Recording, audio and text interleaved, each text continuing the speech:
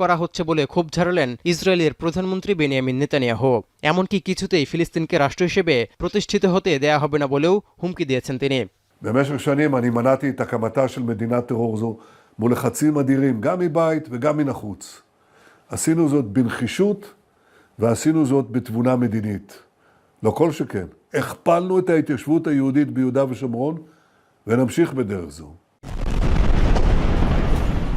এদিকে ইউরোপের প্রভাবশালী 4টি দেশ যখন স্বীকৃতি দিয়েছে, তখন গাজায় আগ্রাসনের মাত্রা আরও বাড়িয়েছে ইসরায়েল। রোববার গিডিয়নের রথ বি নামে গাজা সিটিতে আক্রমণের পরিধি আরও বাড়াতে 3য় ডিভিশনের সেনাও মোতায়েন করা হয়েছে বলে জানিয়েছে আইডিএফ।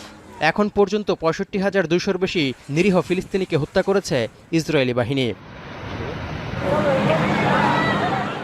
দীর্ঘ সময়ের বিরোধের কারণে ফিলিস্তিনের আন্তর্জাতিকভাবে স্বীকৃত সীমানা, রাজধানী বা সেনাবাহিনী নেই। এছাড়া 1945 সালের পর জাতিসংঘের